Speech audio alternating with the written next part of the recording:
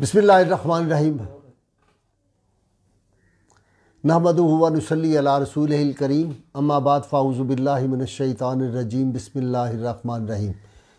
میرے مسلمان بھائیوں، بہنوں، بیٹیوں، بیٹوں، بزرگوں، دوستوں، آج کا ہمارا موضوع بڑا ہی اہمیت کا حامل ہے کہ اللہ کریم نے قرآن حکیم میں ارشاد فرمایا لقد کان لکم فی رسول اللہ اسوۃ حسنہ،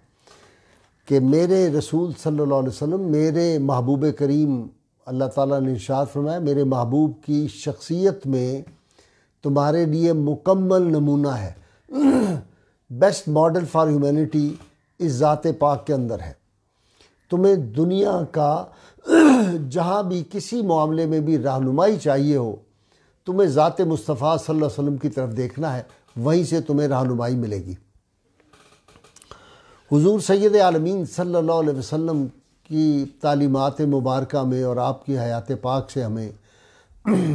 جتنی بہت زیادہ لوگ مجھے پوچھتے ہیں اور سوالات کرتے ہیں کہ جی مختلف بیماریوں کا بتائیں، روحانی بیماریوں کا بتاتے ہیں، جسمانی بیماریوں کا بتاتے ہیں، تو میں ہمیشہ ان سے کہتا ہوں کہ حضور سید عالمین صلی اللہ علیہ وسلم کا ایک صفاتی نام شفا بھی ہے، رحمت کونین صلی اللہ علیہ وسلم، شافی بھی ہے، شفا میں نے کہا شافی بھی ہے۔ آپ صلی اللہ علیہ وسلم کی تعلیمات کے اندر آپ کو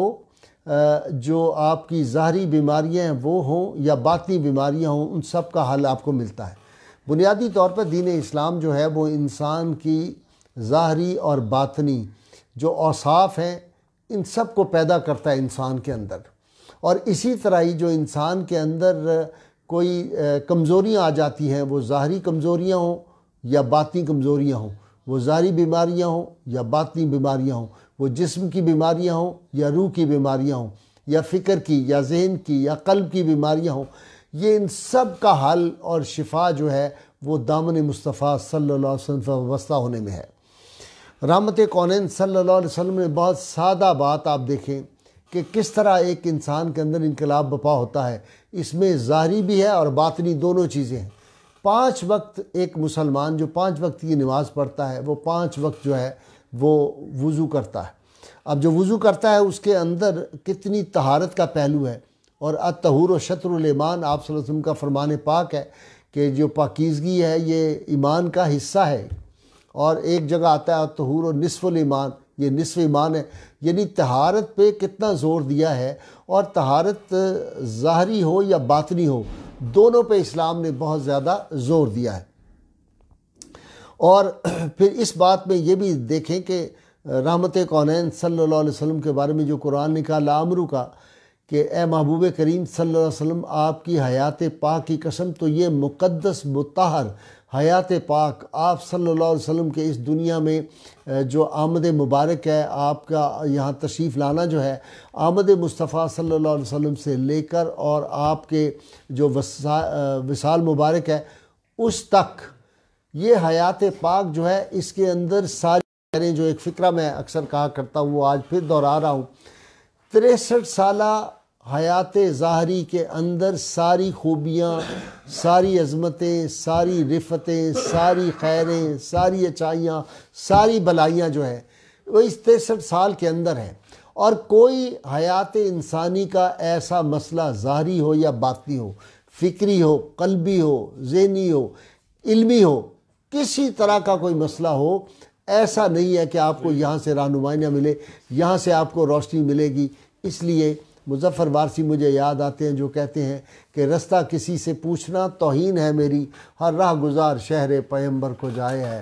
اور لوٹ جا عہد نبی کی سمت رفتار جہاں، پھر میری پسماندگی کو ارتقا درکار ہے۔ ہماری کامیابی اور کامرانی رسول اللہ صلی اللہ علیہ وسلم سے وابستگی میں ہے، جہاں تک ہمارا ایسے نہیں۔ اقبال اگر یورپ میں بھی جاتا ہے تو جا کے کیا کہتا ہے کہ خیرہ نہ کر سکا مجھے جلوہ دانش فرنگ، سرما ہے میری آنکھ کا خاک مدینہ و نجف۔ یہ خاک مدینہ جب تک انسان کے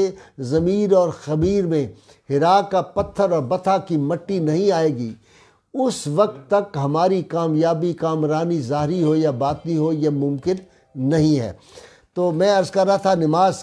وضو جب آدمی کرتا ہے تو آپ صلی اللہ علیہ وسلم کا ارشاد گرامی یہ ایک اس چیز کو اگر ہم اپنا لیں تو دیکھیں زندگی میں کتنا بڑا انقلاب آ جاتا ہے۔ آپ نے فرمایا مسلمان بندہ جب وضو کرتا ہے تو کلی کرنے سے اس کے منہ کے گناہ جھڑ جاتے ہیں۔ ارشاد فرمایا جب ناک میں پانی ڈالتا ہے، اس کو ناک نے صاف کیا تو اس نے ناک کے اس کے گناہ جو تھے وہ دھل گئے۔ جب اسے منہ دھویا تو اس کے چہرہ کے گناہ نکلے، یہاں تک کہ فرمایا کہ پلکوں کے بھی نکل گئے۔ جب اسے ہاتھ دھوئے تو ہاتھوں کے گناہ نکلے جو اس نے ہاتھوں سے کیے تھے، یہاں تک کہ ہاتھوں کے ناخنوں سے بھی نکل گئے۔ اور جب سر کا مسح کیا تو سر کے گناہ نکل گئے، یہاں تک کہ کانوں سے نکلے۔ اور جب پاؤں دھوئے تو پاؤں کی خطائیں نکلیں، یہاں تک کہ ناخنوں سے۔ پھر اس کا مسجد کو جانا اور نماز اس سے بھی زیادہ اہم آپ نے ارشاد فرما دیا۔ اب آپ دیکھیں کہ وضو جو کرنا ہے، اس سے ہمارے جو بزرگان دین ہیں انہوں نے کہا ہے اور محدثین نے کہ 7 خصلتوں کی عزت اللہ تعالیٰ انسان کو بخشتا ہے جو ہمیشہ باوضو رہتا ہے۔ ایک تو سب سے پہلے اس کے بدن کے تمام حصے جو ہیں وہ تسبیح کرنا شروع کر دیتے ہیں اگر وہ باوضو رہے۔ اسی طرح جماعت میں اعمال لکھنے والے فرشتے جو ہوتے ہیں وہ سارا وقت باوضو انسان کا وقت جو ہے اس کو عبادت میں تحریر کرتے رہتے ہیں۔ جماعت میں اس کی پہلی تکبیر جو ہے اس کو نصیب ہو جاتی ہے۔ فرشتے اس کی حفاظت کرتے ہیں، جو آدمی باوضو ہوتا ہے اس کی حفاظت کرتے ہیں۔ اسی طرح بزرگان دین کہتے ہیں کہ اللہ تعالیٰ آدمی کی تو اس وقت اس کی مشکل کو آسان فرما دیتا ہے، اس کی جان بہت آرام سے نکل جاتی ہے۔ وضو میں رہتا ہے وہ اللہ تعالیٰ کی امان میں رہتا ہے۔ یہ وضو کے فوائد ہیں۔ اب یہ ظاہری ایک جو فائدے ہیں، یہ تو باطنی فائدے تھے جو میں نے بیان کیے۔ ظاہری فائدے کیا ہیں کہ اب آج کل آپ کو پتہ ہے یہ جو مرض آیا ہوا ہے اور جس طرح کی وبا آئی ہوئی ہے، اس میں ڈاکٹرز رات کہتے ہیں بار بار ہاتھ دھوئیں، بار بار چہرے اور منہ کو دھوئیں، باہر اگر آپ گئے ہیں وہ فوراً آتے ہوئے آپ منہ دھوئیں۔ تو ایک مسلمان کو تو یہ ہر وقت پہلے سے ہی رحمت عالمین صلی اللہ علیہ وسلم یہ تعلیمات دی ہیں۔ پھر اسی طرح آپ صلی اللہ علیہ وسلم نے ارشاد فرمایا کہ کھانے سے پہلے ہاتھ دھونا جو ہے یہ ضروری ہے۔ حضرت سلمان فارسی رضی اللہ تعالیٰ عنہ اس کو بیان کرتے ہیں، روایت کو کہتے ہیں کہ میں نے تورات میں پڑھا تھا کہ کھانے کے بعد وضو کرنے سے رزق میں برکت ہوتی ہے۔ تو میں نے حضور صلی اللہ علیہ وسلم کی خدمت اقدس میں اس کا ذکر کیا کہ میں نے تورات میں یوں پڑھا ہے، تو آپ نے ارشاد فرمایا رزق کی برکت تو کھانے سے پہلے اور بعد میں بھی وضو کرنے سے ہے۔ یعنی اس سے مراد یہ ہے کہ کھانے سے پہلے بھی آپ نے ہاتھ دھونے ہیں اور اس کے بعد بھی آپ نے ہاتھ دھونے ہیں۔ تو کھانے سے پہلے ہاتھ دھونے میں اور بعد میں کھانے سے، یہ WHO کی ایک رپورٹ کچھ برس پہلے میں نے پڑھی تھی جس میں لکھا ہوا تھا کہ 70 بیماریاں انسان کو اس وجہ سے لگ جاتی ہیں کہ وہ کھانے سے پہلے ہاتھ نہیں دھوتا۔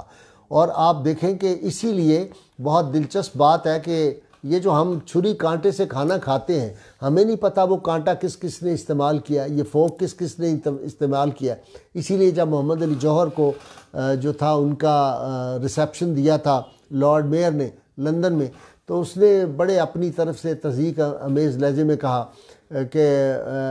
مسٹر جوہر، ہم نے سنا ہے کہ اب تک برِ صغیر کے آپ کے لوگ جو ہیں وہ ہاتھ سے کھانا کھاتے ہیں۔ تو محمد علی جوہر تو بڑے حاضر جواب اور کمال کے آدمی تھے، انہوں نے کہا جی بالکل جیسے حضرت عیسیٰ علیہ السلام دائیں ہاتھ سے کھاتے تھے، ہمارے لوگ بھی اسی طرح کھاتے ہیں۔ تو ایک بات یہاں پہ میں یہ بھی عرض کر دوں کہ دائیں ہاتھ سے جو ہے وہ کھانا چاہیے، رسول اللہ صلی اللہ علیہ وسلم نے ارشاد فرمایا دائیں ہاتھ سے پینا چاہیے۔ دائیں ہاتھ سے کون کون سے کام کرنے چاہیے وہ میں ساری اس کی تفصیل عرض کروں گا۔ اب آج کل ہمارے معاشرے میں انفارچونیٹلی فیشن یہ سمجھا جاتا ہے، جو ماڈرن آدمی ہے وہ جی بائیں ہاتھ سے پانی پینے کی رسم ہے، بوتل پینی ہے بائیں ہاتھ سے پینی ہے، پانی پینا ہے بائیں ہاتھ سے پینا ہے۔ تو یہ جو ہے یہ ایک قباحت ہے اور وہ برکت جو ہے وہ ختم ہو جاتی ہے۔ اور رسول اللہ صلی اللہ علیہ وسلم کی سنت سمجھ کے اگر آپ نے دائیں ہاتھ سے پانی پیا تو 1000 نفلوں سے زیادہ آپ کو ثواب ملے گا۔ مجدد الفسانی یہاں تک فرماتے ہیں کہ اگر عید کے روز آدمی جو ہے وہ کھجور کھا کے عید الفطر کے روز گھر سے نکلے اور سمجھے کہ رسول اللہ صلی اللہ علیہ وسلم کی سنت مبارکہ تھی کہ آپ صبح میٹھی چیز سے اپنا آغاز فرماتے تھے، تو 1000 نفل پڑھنے سے یہ زیادہ چیز جو ہے وہ بہتر ہے کہ آپ صلی اللہ علیہ وسلم کی سنت پہ آپ عمل کریں۔ اسی طرح آپ دیکھیں رحمت کونین صلی اللہ علیہ وسلم تمام جو کام ہوتے تھے ان کی اچھے کاموں کی ابتدا جو تھی خیر کے کاموں کی وہ دائیں ہاتھ سے آپ صلی اللہ علیہ وسلم فرماتے تھے۔ سیدہ عائشہ صدیقہ طیبہ طاہرہ ام المومنین رضی اللہ تعالی عنہا فرماتی ہیں کہ حضرت صلی اللہ علیہ وسلم اپنے تمام کام جو تھے ان کو دائیں ہاتھ سے شروع فرماتے تھے، اور اسی طرح وضو میں بھی آپ دائیں ہاتھ سے شروع کرتے، کنگھی مبارک جب آپ کرتے تو دائیں ہاتھ سے کرتے، اسی طرح جب آپ جوتا پہنتے تو دائیں پاؤں میں پہلے پہنتے تھے، اور اتارتے ہوئے آپ کو پتہ ہونا چاہیے کہ بائیں پاؤں سے پہلے جو ہے وہ جوتا اتارا کرتے ہیں۔ حضرت ابو ہریرہ رضی اللہ تعالیٰ عنہ سے روایت ہے، کہتے ہیں کہ میں نے سرکار مدینہ صلی اللہ علیہ وآلہ وسلم کو یہ فرماتے ہوئے سنا کہ جب تم لباس پہنو اور وضو کرو تو داہنی طرف سے شروع کرو۔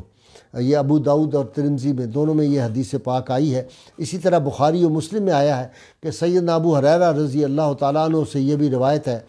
کہ اللہ کے محبوب صلی اللہ علیہ وآلہ وسلم نے ارشاد فرمایا، جب تم میں سے کوئی جوتا پہنے تو دائیں طرف سے شروع کرے، اور جب اتارے تو بائیں طرف سے شروع کرے۔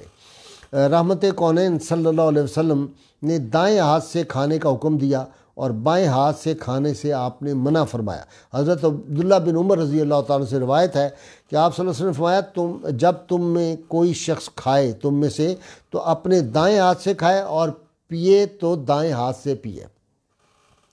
اگر کوئی چیز تقسیم کرنی ہو تو بھی دائیں ہاتھ سے دائیں طرف سے تقسیم شروع کرے، یہ آپ کا معمول مبارک بھی تھا۔ اسی طرح آپ دیکھیں نا، ہم کیسے خوش نصیب لوگ ہیں کہ ہمارے پاس وہ اسوہ کاملہ ہے کہ زندگی کے چھوٹے سے چھوٹے مسئلے سے لے کر حکمرانی کے انداز تک، کاروبار اور تجارت سے لے کر جنگوں میں رہنمائی اور جہاد میں کس طرح ہم نے عمل کرنا ہے، ہم نے جو اشیاء کا کسی سے سودا کرنا ہے، معاہدہ کرنا ہے، وہ کس طرح کرنا ہے، ہم نے تعلیم و تعلم کے کسی کو پڑھانا ہے تو کس طرح پڑھانا ہے، علم کی اہمیت کیا ہے، استاد کو کیسے پڑھانا چاہیے، شاگرد کو کیسے استاد کا ادب کرنا چاہیے، ماں باپ کا ادب کیسے کرنا چاہیے، ماں باپ کو اولاد سے، کوئی زندگی کا مرحلہ آپ لے لیں، ہر مرحلے میں رحمت کونین صلی اللہ علیہ وسلم کی تعلیمات مبارکہ ایک روشن نور کی طرح منارہ نور ہمارے سامنے ہر وقت وہ موجود ہے۔ اور اسی لیے حضرت مرسی رحمۃ اللہ علیہ فرماتے تھے کہ 40 برس میں رسول اللہ صلی اللہ علیہ وسلم کا جو چہرہ انور ہے وہ ہر وقت میرے سامنے رہتا ہے، لیے بھی وہ میں غفلت میں چلا جاؤں تو میں سمجھوں گا کہ میں مسلمان نہیں رہا، میں اسلام سے نکل گیا ہوں۔ یہ بزرگان دین کا معاملہ تھا، وہ ہر وقت اس ذات پاک جو فناف رسول کی جو منزل ہے تصوف میں، وہ اسی کو سمجھا جاتا ہے کہ ہر وقت رحمت کونین صلی اللہ علیہ وسلم کے معمولات مبارکہ ہر کام میں آپ کے سامنے ہوں۔ حال ہی میں آپ کو پتہ ہے کوئی 1 برس پہلے جن بزرگوں کا انتقال ہوا تھا، پکے ٹھکے صوفی علامہ منیر احمد یوسفی، تو مجھے یاد ہے کہ وہ ہمارے ساتھ اسٹوڈیو میں تھے 92 میں، تو ایک ہمارے نوجوان نے کوئی کتاب ان کو پکڑانی تھی، تو اس نے لیفٹ ہینڈ سے کتاب پکڑائی تو کہتے ہیں نہیں آپ اس کو مجھے دائیں ہاتھ سے کتاب دی، دائیں ہاتھ سے۔ یہ بزرگ لوگ تھے، یہ ان کے معمول ہوتے تھے سنت مصطفیٰ صلی اللہ علیہ وسلم پہ۔ پھر پانی اگر پینا ہے تو 3 دفعہ ہم نے دیکھا بزرگ جو پیتے تھے۔ ارشاد کیا فرمایا کہ بیت الخلاء میں جاتے وقت بایاں پاؤں پہلے داخل کرنا ہے۔ بیت الخلاء میں جاتے وقت آپ بتائیں، اتنی جزیات ہمیں ملی ہیں، بایاں پاؤں پہلے داخل کرنا ہے اور نکلتے وقت دایاں پاؤں پہلے نکالنا ہے، جب آپ باہر آئیں تو پہلے اسی طرح مسجد میں داخل ہوتے وقت فرمایا کہ دایاں پاؤں پہلے داخل کرنا ہے، داخل ہوتے وقت جب آپ نکلیں تو بایاں پاؤں پہلے آپ نے نکالنا ہے مسجد نکلتے وقت۔ تو اس چیز کا جو ہے وہ اتنا اجر و ثواب جو ہے وہ انسان کو ملتا ہے، اور یہی وجہ ہے جب بوسور سمتھ نے اور فلپ ہٹی دونوں نے یہ بات کہی تھی کہ Muhammad was born in the full light of the day, اس سے مراد یہ ہے کہ رسول اللہ صلی اللہ علیہ وسلم کی حیات پاک کے سورج کی پوری روشنی پڑ رہی ہے، ہر چیز ہمیں معلوم ہے، جزیات ہمیں معلوم ہے۔ رحمت کونین صلی اللہ علیہ وسلم کس دست اقدس سے کھاتے تھے، آپ صلی اللہ علیہ وسلم کنگھی مبارک کیسے کرتے تھے، یہ جزیات ہیں چھوٹی چھوٹی۔ آپ صلی اللہ علیہ وسلم مسواک فرماتے تھے تو کس طرح مسواک فرماتے تھے، آپ صلی اللہ علیہ وسلم لباس پہنتے تھے تو کیسے، پہلے کون سا بازو جو ہے وہ پہنتے تھے، آپ تہمت باندھتے تھے تو کیسے تہمت باندھتے تھے، آپ غسل فرماتے تھے کس طرح غسل فرماتے تھے، آپ سواری پہ سوار ہوتے تھے تو کس طرح آپ سوار ہوتے تھے، آپ صلی اللہ علیہ وسلم کی تلوار مبارک کے جو تھی تلواریں تھیں، آپ کی نیزے تھے، ان کے نام تک ہمیں معلوم ہے، ان کا کام تک ہمیں معلوم ہے۔ پھر رحمت کونین وسلم کے جو تھے آپ نالین پاک جو تھا اس کو کس طرح آپ پہنتے تھے۔ اسی لیے یہ جو میں نے تحریک شروع کی ہے کہ بازیابی نالین مصطفیٰ صلی اللہ علیہ وسلم جو بادشاہی مسجد سے چوری کیا گیا تھا، اتنے برس ہو گئے، میں اسی لیے زور دیتا ہوں کہ حضور صلی اللہ علیہ وسلم کی ہر شے جو ہے جب تک ہم اس سے ٹوٹ کے محبت نہیں کریں گے تو ہمارے ایمان کا کیا حال ہوگا، اس پہ ذرا سوچیں۔ یہ صحابہ اکرام سے ہمیں پوچھنا چاہیے کہ ایک ایک چیز رسول اللہ صلی اللہ علیہ وسلم کی وہ محفوظ رکھتے تھے۔ ایک موئے مبارک بھی جس کو مل گیا وہ سمجھتا تھا کہ پوری دنیا کی جو ہے دولت ایک طرف ہو، ایک طرف موئے مبارک ہو تو اس کو زیادہ اہمیت دیتے تھے۔ اسی طرح آپ صلی اللہ علیہ وسلم نے جو غیر مرغوب چیزیں تھیں یا ناپسندیدہ یا گندگی والا کوئی کام جس طرح ہو، جس طرح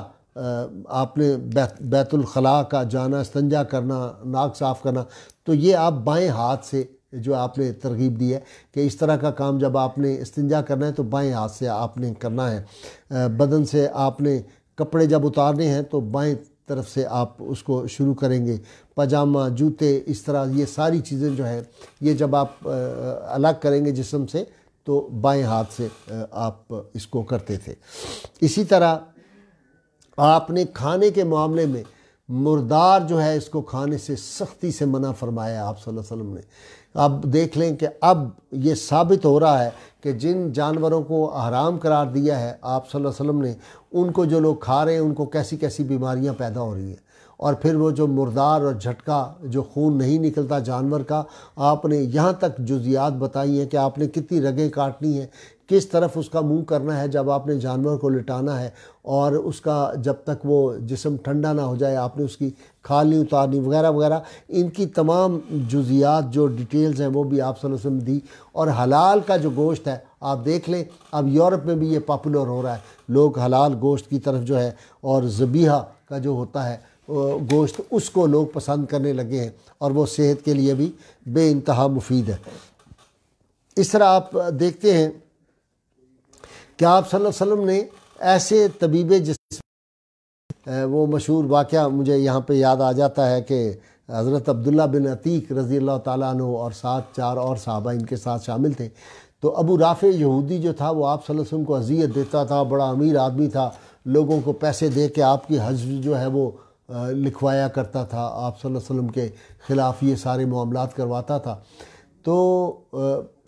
صحابہ کرام میں سے آپ کو پتہ ہے کہ پہلے جو تھے قبیلہ جو تھے اوس کے، قبیلہ خزرج کے جو لوگ تھے، انہوں نے آپ صلی اللہ علیہ وسلم سے اجازت چاہی کہ ہم بھی جس طرح قبیلہ اوس کے جو لوگ تھے، انہوں نے کعب بن اشرف جو رسول اللہ صلی اللہ علیہ وسلم کو بہت اذیت دیتا تھا، اور آپ نے ارشاد فرمایا تھا کون ہے جو مجھ سے اس اذیت کو دور کرے، تو کعب بن اشرف کو ان کے سکے بھانجے محمد بن مسلمہ نے جا کے جو تھا جہنم رسید کیا تھا۔ اس طرح ابو رافع کے بھی وہی کبھی فعل تھے، اور آپ صلی اللہ علیہ وسلم کی ذات پہ حملہ کرنا، پیسے دے کے لوگوں کو لکھوانا، آپ صلی اللہ علیہ وسلم کی حج لکھوانا، خلاف آپ کے نظمیں لکھوانا، اسی طرح جو تھا وہ سازشیں کرتا تھا، بڑی ریاست مدینہ کے خلاف بھی ریاست کرتا تھا۔ تو اس کو پھر حضرت عبداللہ بن عتیق کی سربراہی میں جب وہ گئے، ان کا تعلق قبیلہ خزرج سے تھا، تو یہ چاہتے تھے کہ اوس نے رسول اللہ صلی اللہ علیہ وسلم کی ناموس کی حفاظت کی ہے تو ہمیں جو ہے خزرج کے لوگوں کو بھی یہ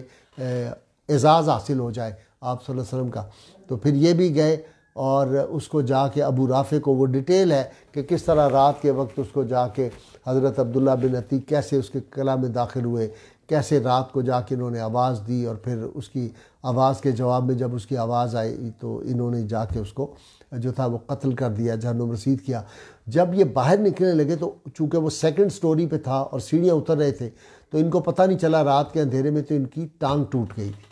یہ بیٹھے رہے اس انتظار میں کہ کہیں یہ نہ ہو کہ یہ ابھی زندہ ہو، اگر ہے تو میں دوبارہ جاؤں گا۔ انہوں نے کپڑے سے اپنی ٹانگ باندھ لی ہوئی تھی۔ صبح کے وقت جب مرغ نے اذان دی تو اطلاع جو تھی گونجی کہ جی ابو رافع جو ہے وہ مارا گیا ہے۔ تو پھر یہ آپ صلی اللہ علیہ وسلم کی بارگاہ میں آئے کہ کہا یا رسول اللہ ہم کامیاب لوٹے ہیں اپنے ساتھیوں کے ساتھ، لیکن یہ میری ٹانگ ٹوٹ گئی۔ تو آپ نے کہا دکھاؤ کہاں ٹانگ ٹوٹی ہے، تو آپ نے بسم اللہ شریف پڑھ کے آپ نے دست اقدس وہاں پہ لگایا اور اپنا لعاب دہن لگایا تو ان کی یہ جو تھی یہ ٹھیک ہو گئی۔ یہ آپ صلی اللہ علیہ وسلم کو اللہ تعالیٰ نے یہ طاقتیں عطا کی تھیں، اور آج کا اسکالر کوئی اٹھتا ہے نام نہاد اور وہ کہتا ہے کہ حضور صلی اللہ علیہ وسلم انبیاء سے افضل الانبیاء نہیں ہیں، آپ سردار الانبیاء نہیں ہیں، آپ وجہ تخلیق کائنات نہیں ہیں، نعوذ باللہ۔ اس طرح کے فتنے اپنے آپ کو مسلمان کہنے والے جو ہے وہ اس طرح شروع ہوئے، ان کو نہیں پتہ، اور وہ کہتے ہیں کہ فلاں اندھوں کو جو تھے سیدنا عیسیٰ علیہ السلام جو تھے وہ درست کا ان کو اذان ہو گئی جی، اذان کے بعد۔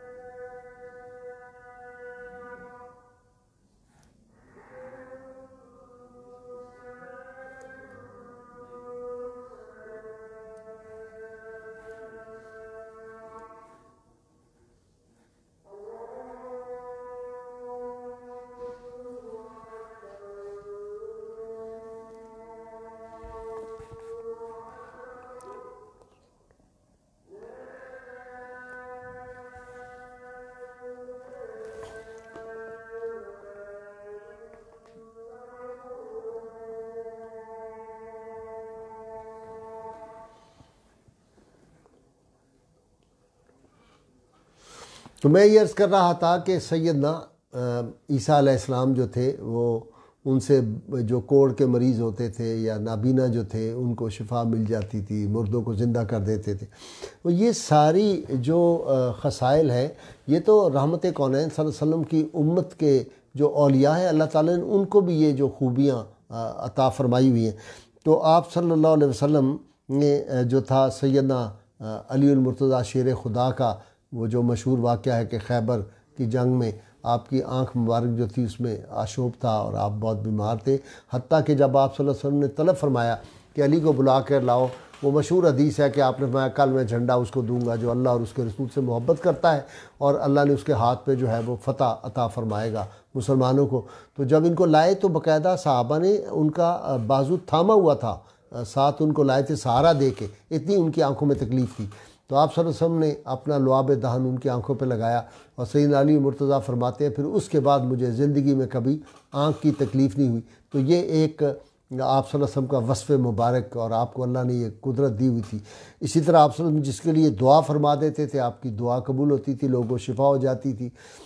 پھر وہ بڑا مشہور واقعہ سیدنا صدیق اکبر جو ہے ان کی ایڑی پہ جو سانپ نے غار ثور میں کاٹا تھا اور آپ صلی اللہ علیہ وسلم نے لعاب دہن لگایا تھا تو وہ آپ کو شفا مل گئی تھی۔ اسی طرح آپ کے لعاب دہن کی تو برکتوں کا کوئی حساب نہیں، کتنے کھارے کنویں جو تھے وہ آپ صلی اللہ علیہ وسلم کے لعاب دہن سے شیریں ہو گئے تھے اور شیریں ذائقہ ہو گئے تھے۔ اسی طرح ہم دیکھتے ہیں کہ جب جنگ خندق تھی تو آپ صلی اللہ علیہ وسلم کے وہ جو پیٹ مبارک پہ جو تھے آپ کے بطن مبارک پہ دو جو تھے پتھر بندھے ہوئے تھے، مشہور واقعہ آپ سب نے سنا ہوا ہے۔ تو حضرت جابر کو خیال آیا اور آپ اپنے گھر گئے تو اپنی بیگم سے پوچھا کہ اللہ کے محبوب صلی اللہ علیہ وسلم اس طرح فاقہ سے ہے، صحابہ بھی بھوک سے تھے،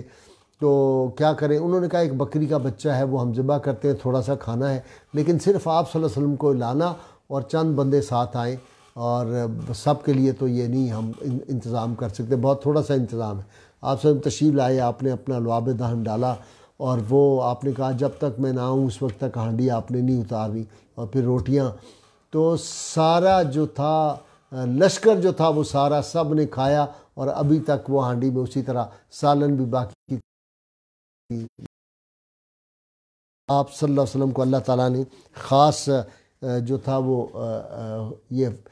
خصائل جو تھے آپ صلی اللہ علیہ وسلم کے، اور یہ جو معجزات آپ کو اللہ تعالیٰ نے عطا فرمائے ہوئے تھے۔ پھر ہم دیکھتے ہیں کہ یہ جو سورہ فاتحہ ہے اس کو سورہ شفا بھی کہتے ہیں، اور اس کے بارے میں آپ صلی اللہ علیہ وسلم نے فرمایا کہ جب یہ اللہ نے مجھے عطا کی تو شیطان جو رویا ہے 4 دفعہ اپنی زندگی میں تو اس پہ بھی پریشان ہوا ہے، اور آپ نے فرمایا اس سے پہلے کسی نبی اور کسی امت کو یہ سورۃ الشفا نہیں عطا کی گئی، سورہ فاتحہ۔ تو سورہ فاتحہ جو ہے اس کو جو لوگ معمول بنا لیتے ہیں، آپ جانتے ہیں کہ اس میں کتنی جو ہے اللہ تعالیٰ نے شفا رکھی ہے۔ قرآن حکیم سارا شفا ہے، لیکن ہر صورت کی اپنی اپنی جو ہے اس میں برکات ہے، تو یہ سورۃ الشفا ہے۔ اسی طرح اب میں وہ چیزیں بھی ذکر کر دوں آپ کو خاص طور پہ کہ پہلے میں نے عرض کیا تھا آپ سے کہ آپ صلی اللہ علیہ وسلم کو کون کون سی اشیاء کی طرف آپ نے توجہ دلائی تھی، اور جن لوگوں نے اس پہ عمل کیا اس کا کتنا فائدہ ہے۔ اب آپ دیکھیں نماز کا، میں نے شروع میں وضو کا آپ کو بتایا تھا، اب نماز کی طرف آپ دیکھیں کہ آپ صلی اللہ علیہ وسلم نے ارشاد فرمایا ایک صحابی سے کہ جو ہے کسی کے گھر کے سامنے جو ہے وہ نہر بہتی ہو اور وہ 5 وقت جو ہے وہ اگر اس میں دھوئے تو کیا کوئی اس میں میل رہ جائے گی؟ انہوں نے کہا نہیں، تو فرمایا اسی طرح نماز جو ہے یہ بھی گناہوں کو مٹا دیتی ہے۔ اب نماز کے جو لیٹسٹ ریسرچ ہوئی ہے وہ میں آپ کو دکھانا چاہتا ہوں کہ اس میں جو لیٹسٹ ریسرچ ہے کس کے کتنے فائدے ہیں اس کے۔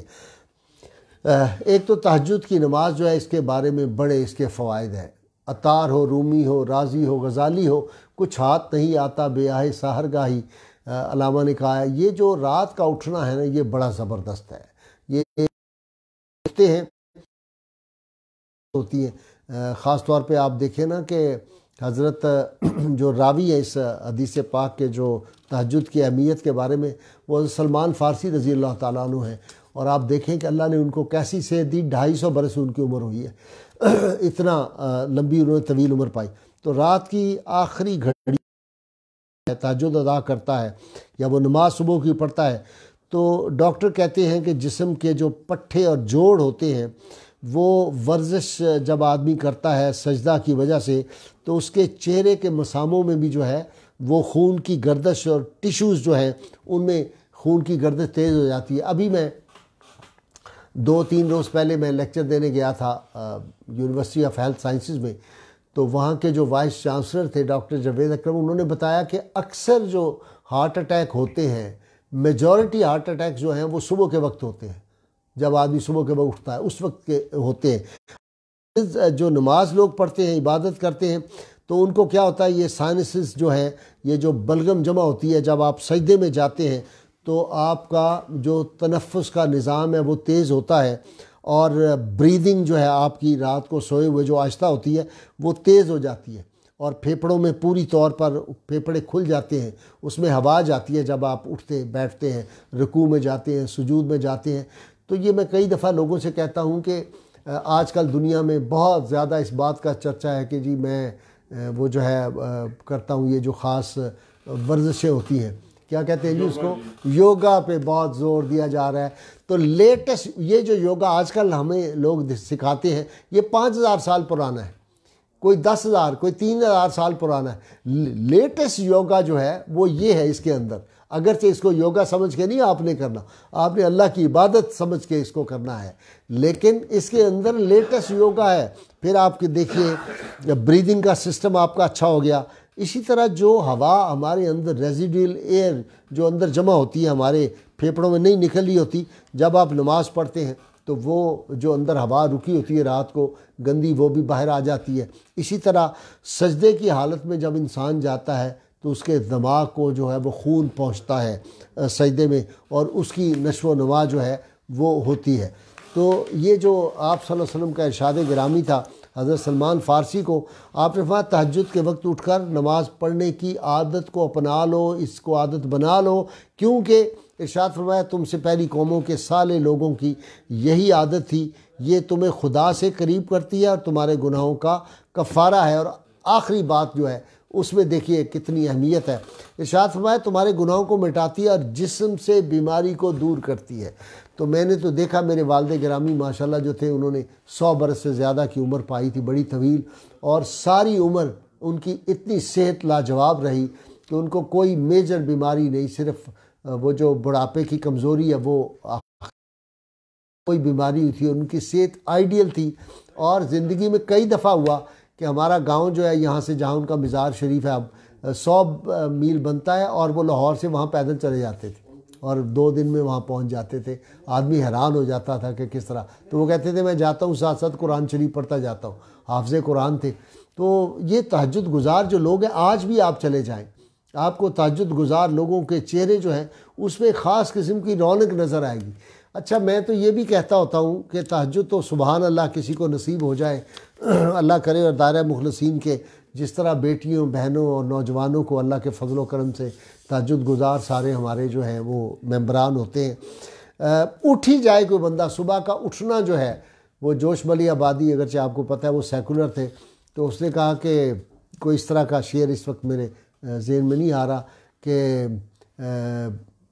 ہمارے جیسے لوگوں کے لیے اگر انبیاء نہ ہوتے تو صبح کافی تھی، ہم اہل حق کے لیے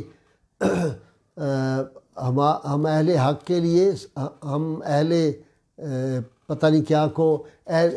ثبوت حق کے لیے اگر انبیاء نہ ہوتے تو صبح کافی تھی۔ تو اس طرح کا یعنی یہ صبح کا اٹھنا جو ہے یہ ان اٹ سیلف اتنا صحت مند ہے، صبح کی سیر جو لوگ کرتے ہیں وہ کتنے اچھے رہتے ہیں اس سلسلے میں۔ تو اسی طرح آپ صلی اللہ علیہ وسلم نے جو ہمیں چیزیں بتائی ہیں کہ کس طرح کون سی چیزیں آپ نے استعمال کرتی ہیں اور ان کا جو ہے وہ کتنا فائدہ ہوتا ہے، آپ صلی اللہ علیہ وسلم نے وہ ساری چیزیں بھی ہمیں، اور ان کو اگر ہم استعمال کریں، مثلا پہلے تو میں ایک بات آپ کو یہ عرض کر دوں کہ رحمت کونین صلی اللہ علیہ وسلم نے یہ جو فرمایا نا کہ انسان کا جسم کا ایک حصہ ہے، اور اگر وہ ٹھیک ہو جائے تو سارا جسم ٹھیک ہو جاتا ہے، اگر وہ خراب ہو جائے تو سارا جسم خراب ہو جاتا ہے، اور وہ کیا ہے، ارشاد فرمایا کہ وہ جو ہے وہ دل ہے۔ اور الا بذکر اللہ تطمئن القلوب، قرآن حکیم میں آتا ہے کہ قلوب کو جو چین ہے وہ اللہ کے ذکر سے ملتا ہے۔ تو اللہ کے ذکر کے 2 فائدے ہوتے ہیں، ایک آپ کے قلب کو چین ملتا ہے، آپ کے چہرے پہ روشنی آتی ہے، نور آتا ہے، اور آپ کے قلب کی سیاہی کو یہ دور کرتا ہے۔ اس طرح آپ صلی اللہ علیہ وسلم نے جو یقین کی دولت، پہلے سب سے امپورٹنٹ جو ہے وہ یقین کی دولت ہے۔ 2 واقعات میں نے سنانے، ویسے تو بے شمار اس میں واقعات میں جو ہے وہ آپ کو ریفر کر سکتا ہوں۔ یہ عمر بن عبد المسیح ایک شخص تھا، عیسائیوں کا بہت مذہبی یہ رہنما تھا۔ جب سیدنا خالد بن ولید رضی اللہ تعالیٰ نے ہیرا شہر جو تھا وہاں کے لوگ شام کو فتح مسلمانوں نے کیا، آگے بڑھ رہے تھے اس ملک سے، تو ہیرا کے لوگ جو تھے یہ بہت شرارتیں کرتے تھے بار بار۔ آپ کو پتہ چلا واپس پلٹ کے آئے، اس شہر کا محاصرہ کر لیا تھا۔ جب شہر کا محاصرہ کیا اور ان کی رسد اور آمد جو تھی وہ ان کو بند کر دی، انہوں نے سپلائی لائن کاٹ دی، یہ بڑے مجبور ہو گئے لوگ، اور ان کا رہنما جو تھا وہ مذاکرات کے لیے آیا، جس کا نام عمر بن عبد المسیح اور بعض عمر بن عبد المسیح بھی اس کو کہتے ہیں۔ یہ کافی عالم بھی تھا اور بڑا ان کا جو تھا عبادت گزار، وہ اس کو بڑا بزرگ اپنا مانتے تھے اور لیڈر مانتے۔ یہ وہاں پہ آیا، اب یہ سیدنا خالد بن ولید رضی اللہ تعالیٰ کو کہنے لگا کہ آپ ہمیں چھوڑ دیں، یہ شہر کا محاصرہ ختم کریں، ورنہ پھر اس نے وہ جو تھی ایک شیشی پکڑی ہوئی تھی ہاتھ میں، ورنہ کہنے لگا کہ میں یہ شیشی میرے پاس ہے، اس میں ایک زہر ہے بڑا خطرناک، میں اس کو پی لوں گا اور میں لوگوں سے کہوں گا کہ آپ کی وجہ سے یہ موت میں نے قبول کی، آپ دنیا میں آپ کو بدنام کروں میں اس معاملے۔ تو سیدنا خالد بن ولید رضی اللہ تعالیٰ کو قربان جائیں، یہ ہے یقین ایک مسلمان کا۔ آپ نے فرمایا کہ موت جب آئے گی، اللہ نے ایک دن مقرر کیا ہوا ہے، اسی دن موت آئے گی، اس سے پہلے نہیں آ سکتی، چاہے وہ زہر بھی ہو، وہ انسان کو نہیں مار سکتا۔ اس نے کہا یہ اگر آپ کا عقیدہ ہے تو ابھی اس کا فیصلہ ہو جاتا ہے۔ انہوں نے کہا کیسے؟ کہنے لگا آپ یہ زہر پی کے دکھائیں، اس کو سونگے آدمی تو مر جاتا ہے۔ تو سیدنا خالد بن ولید رضی اللہ تعالیٰ نے وہ پوری شیشی جو تھی وہ پی لی، اور وہ دعا جو آپ صلی اللہ علیہ وسلم نے بتائی تھی، بسم اللہ الذی لا یضر مع اسمہ شیء فی الارض ولا فی السماء وہو السمیع العلیم، یہ پڑھی تو اس دعا کی برکت سے وہ جو تھے سیدنا خالد بن ولید کو کہتے ہیں صرف پسینہ آیا تھا ان کی پیشانی پہ، اس کے علاوہ کوئی تکلیف نہیں ہوئی۔ مجھے یہاں یہ بھی یاد آتا ہے کہ میں جب ملتان بینچ پہ تھا ہائی کورٹ کے جج کے طور پہ، تو وہاں ایک اسپیشل جج صاحب تھے، تو ان کے یہ جو تھا دہشت گردوں نے بم رکھا ہوا تھا ایک پل کے نیچے، تو وہ بچ گئے۔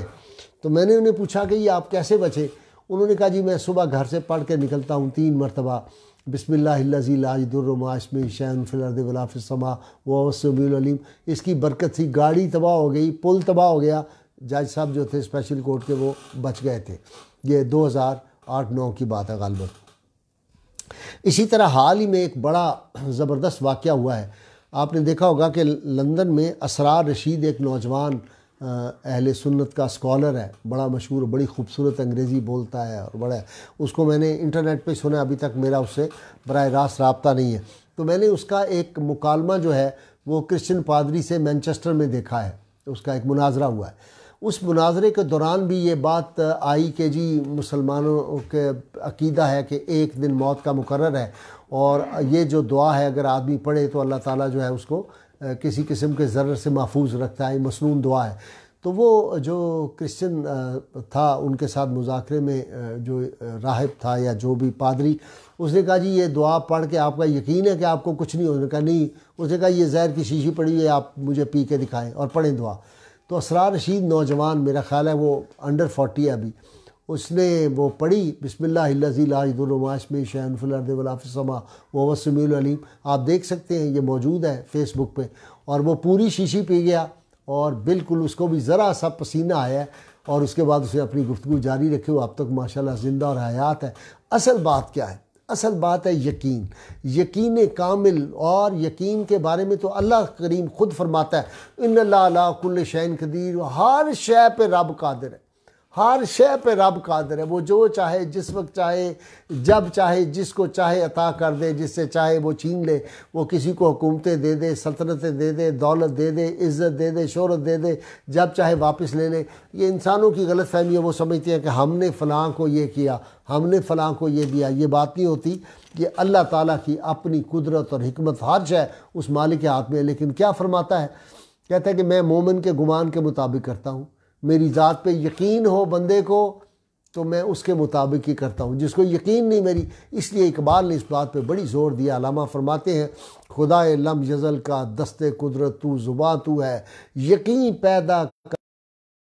بے گماں تو ہے، پرے ہے چرخ نیلی فام سے منزل مسلمہ کی، ستارے جس کی گرد راہ ہوں وہ کارواں تو ہے۔ یہ ایسے نہیں، سراقہ کہتا ہے کہ مجھے حضور صلی اللہ علیہ وسلم کو اپنی طرف سے گرفتار کرنے جاتا ہے، جب آپ صلی اللہ علیہ وسلم ارشاد فرما دیتے ہیں کہ سراقہ میں تمہارے ہاتھوں میں کسریٰ کے کنگن دیکھ رہا ہوں، تو وہ کہتا ہے مجھے لکھ کے دے دے، تو آپ اس کو لکھ کے امان نامہ اسی وقت جو ہے حضرت صدیق اکبر کو کہتے ہیں لکھ کے دے دو امان نامہ، اس کو دیا جاتا ہے۔ تو یقین تھا اس کو، اور بعد میں پھر وہ فتح ہوا، اور کسریٰ کے کنگن جو تھے سیدنا عمر فاروق رضی اللہ تعالیٰ عنہ کے دور میں آئے، آپ نے بلایا اور بلا کے کہا میرے تو یہ بڑی کمزوری ہے۔ جب آپ نے کہا سراقہ،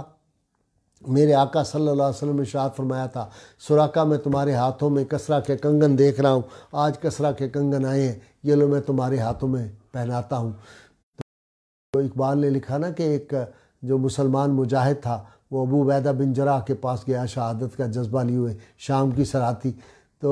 انہوں نے کہا کوئی پیغام میں حضور کی بارگاہ صلی اللہ علیہ وسلم کی بارگاہ میں جا رہا ہوں۔ تو انہوں نے کہا کہ حضور صلی اللہ علیہ وسلم کی بارگاہ میں حضرت ابو عبیدہ بن جراح جو تھے فاتح شام، انہوں نے کہا یہ پیغام دینا کہ ہم پہ کرم کیا ہے خدائے غیور نے، اور پورے ہوئے جو وعدے کیے تھے حضور نے۔ آپ دیکھیں کہ عثمان بن طلحہ جب آپ جا رہے وہاں سے نکل کے ایک دن عبادت کے لیے ہجرت کی رات کو، تو آپ کے لیے اس نے کعبے کا دروازہ نہیں کھولا، نہیں اجازت دی تھی۔ آپ نے کہا ایک دن آئے گا کہ اللہ میرے ہاتھ میں یہ چابیاں دے گا اور میں تمہیں دوں گا۔ وہ بہت لمبا واقعہ ہے، میں نہیں، انہوں نے کہا عثمان بن طلحہ اس وقت تو نہیں ایمان لائے تھے، انہوں نے کہا یعنی اس کرتے تھے کدو کی کھاتے ہوئے، تو اس میں بہت زیادہ فائدہ ہے۔ اسی طرح حضرت انس بن مالک راوی ہے کہ آپ صلی اللہ علیہ وسلم فرمایا کدو دماغ کو بڑھاتا ہے اور عقل میں اضافہ کرتا ہے، کدو گردے سے پتھری نکال دیتا ہے، کمزوروں اور دل کے مریضوں کے لیے کدو بہترین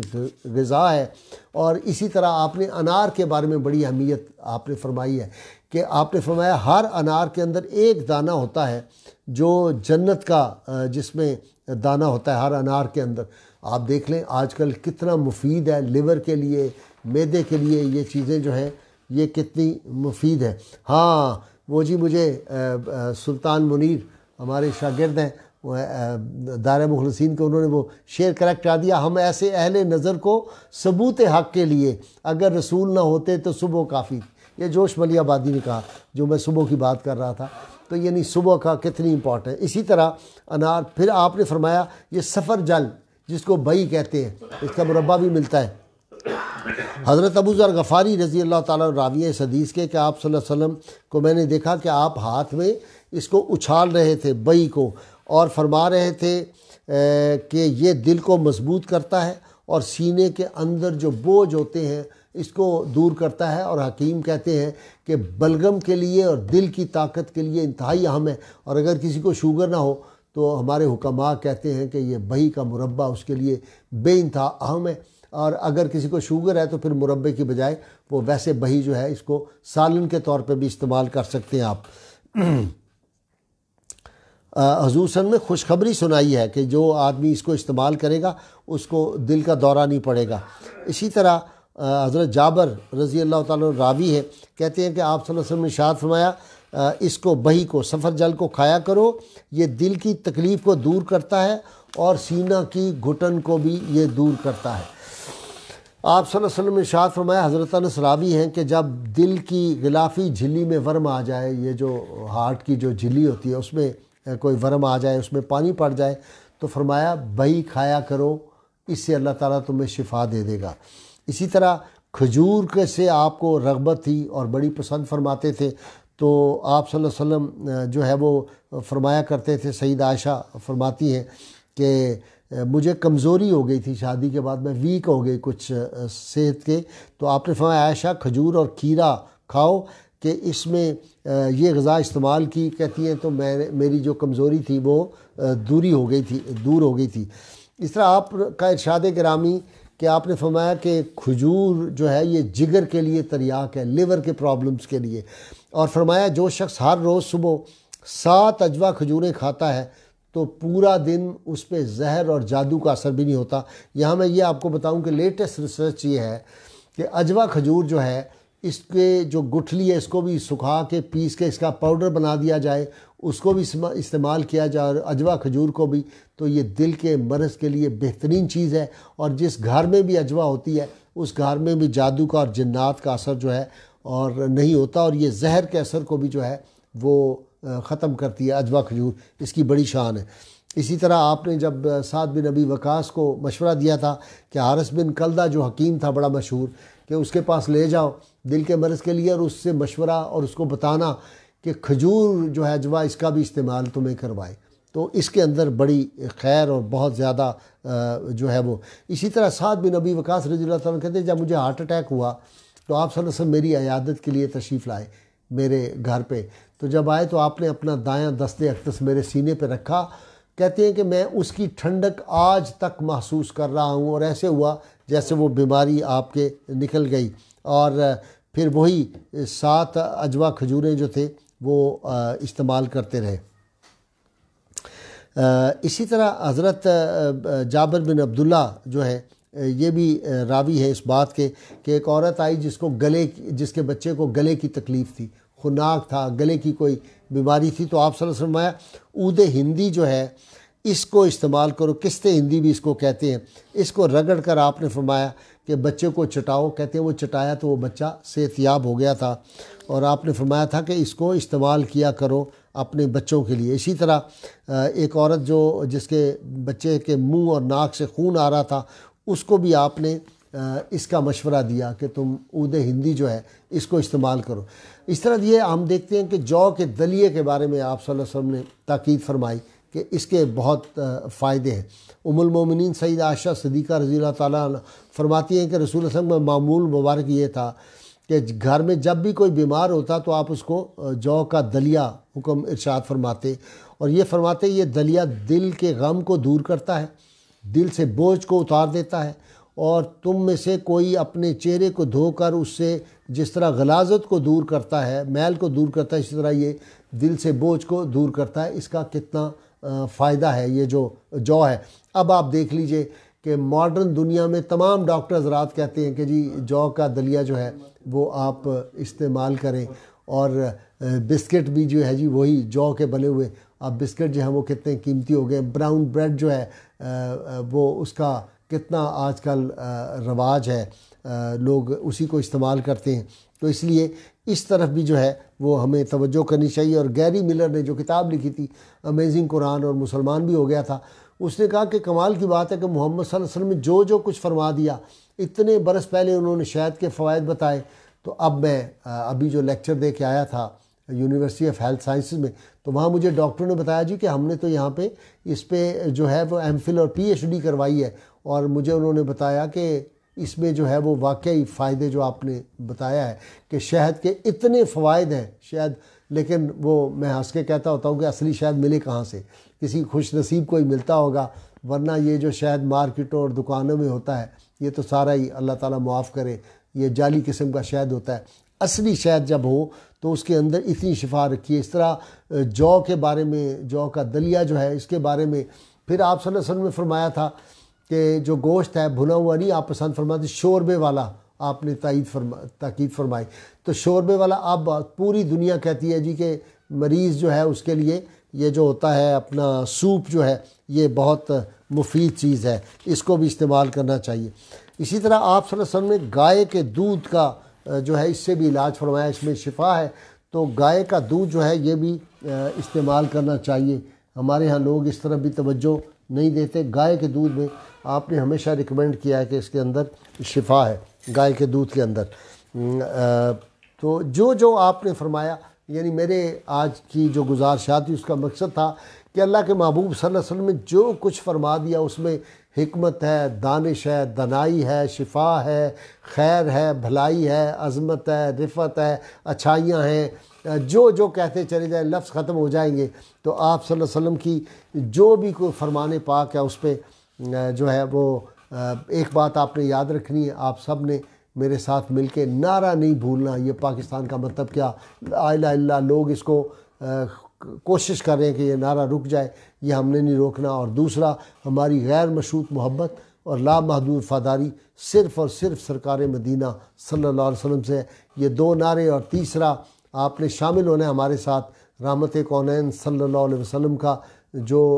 نالین پاک جو ہے اس کی بازیابی کی تحریک جو ہے اس میں شامل ہو۔ حکومت وقت کو آپ میسیجز کریں، لکھیں ان کو کہ جو لوگ کہتے ہیں کہ جی آپ صلی اللہ علیہ وسلم کے یہ جو پیچھے عرضہ سرائیاں ہوئی ہیں فرانس میں، جس طرح کی ایک کبھی حرکت کی ہے ان کے صدر نے، اور وہاں پہ وہ ہیبڈو نے جو کچھ کیا ہے، لیکن ہمارے اپنے ملک میں کل کو کوئی کہے کہ تم نے تو اپنے نبی کا نالین پاک جو تھا اسی کو چوری کروا دیا، اس کو تو تم ڈھونڈ نہیں سکے، تو ہمارے لیے شرم کی بات ہے۔ اور جو ڈاکو اور چور ہیں وہ دندناتے پھر رہے ہیں، حکومت کو بھی پتہ ہے، لیکن اس طرف کسی کا ہاتھ نہیں بڑھتا۔ انشاءاللہ تعالی ہم نے اس تحریک کو جاری رکھنا ہے، اور وہ اپنے انجام کو انشاءاللہ چور جو ہیں وہ پہنچیں گے۔ دعا مانگیں گے سب حضرات، اول آخر دروشی پڑھ لیں، اور ساتھ ایک مرتبہ سورہ فاتحہ، 3 مرتبہ سورہ اخلاص۔ ہم دنیا سے جانے والے اپنے اعزاء کو، دوستوں کو، احباب کو نہیں بھولتے، اور جو زندہ ہیں ان کے لیے بھی، سب کے لیے ہم اجتماعی دعا کریں گے۔ بسم اللہ بسم اللہ الرحمن الرحیم، الحمدللہ رب العالمین، الرحمن الرحیم، مالک یوم الدین، ایاک نعبد و ایاک نستعین، اهدنا الصراط المستقیم، صراط الذین انعمت علیہم غیر المغضوب علیہم ولا الضالین۔ لم یلد ولم یولد ولم یکن له کفوا احد، قل هو اللہ احد، الصمد، لم یلد ولم یولد قل هو اللہ احد، لم یکن له کفوا احد۔ اللہم صلی علی سیدنا محمد وعلی آل سیدنا محمد واصحاب سیدنا محمد وبارک وسلم۔ ربنا آتنا فی الدنیا حسنہ وفی الآخرۃ حسنۃ وقنا عذاب النار وادخلنا الجنۃ مع الابرار یا عزیز و یا غفار یا رب العالمین یا ارحم الراحمین رب اجعلنی مقیم الصلاۃ ومن ذریتی ربنا وتقبل دعا ربنا اغفر لی ولوالدی وللمؤمنین یوم یقوم الحساب۔ یا الہ العالمین، جو کچھ ہم نے پڑھا اس کو اپنی بارگاہ کرم کے صدقے، اپنے اسماء مبارکہ کے صدقے، اسم اعظم کے صدقے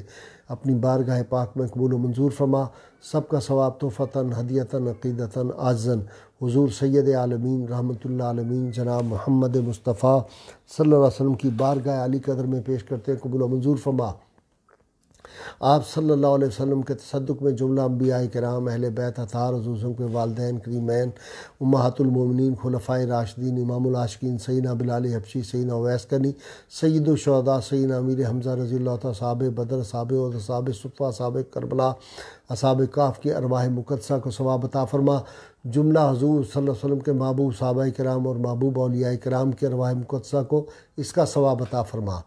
اللہ کریم آپ صلی اللہ علیہ وسلم کی امت پہ کرم فرما، آپ صلی اللہ علیہ وسلم کی امت پہ رحم فرما، آپ صلی اللہ علیہ وسلم کی امت کی بخشش فرما، آپ صلی اللہ علیہ وسلم کی امت کی حفاظت فرما، آپ صلی اللہ علیہ وسلم کی امت کی اصلاح فرما۔ اللہ کریم اپنے محبوب کریم صلی اللہ علیہ وسلم کے توسل سے کشمیر، فلسطین، برما، ہندوستان کے مسلمانوں کو کامل آزادی عطا فرما۔ جو لوگ ان پہ ظلم کر رہے ہیں ان کو تباہ و برباد فرما اور ان کی نسلوں کو برباد فرما۔ اللہ کریم پاکستان کو دیانتدار حکمران عطا فرما، ایماندار حکمران، دیندار حکمران عطا فرما۔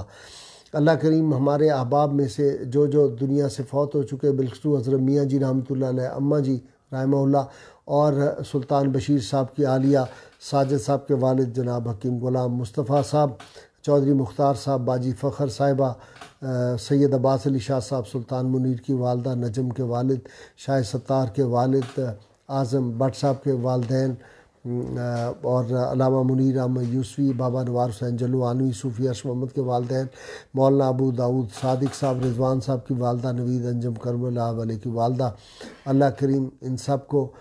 اور چودھری حبیب کمل صاحب کے بہنوئی جو ہیں، اور سعید اسد صاحب کے بھائی، اللہ کی ان سب کو جنت الفردوس میں، اور جناب سید مسعود عارف صاحب اور چودھری عبدالوحید ایڈوکیٹ کو اللہ کی جنت الفردوس میں جگہ عطا فرما۔ اللہ کی ان کی قبروں کو جنت کا باغ بنا۔ جتنے لوگ اس وقت ہمارے ساتھ دعا میں شامل ہیں، دست بدعا ہیں، بالخصوص دائرہ مخلصین کے تمام احباب، بہنیں، بیٹیاں، ان سب کے جو عزیز و اقارب دنیا چلے گئے، اللہ کی ان سب کی کامل بخشش فرما، ان کو جنت الفردوس میں جگہ عطا فرما۔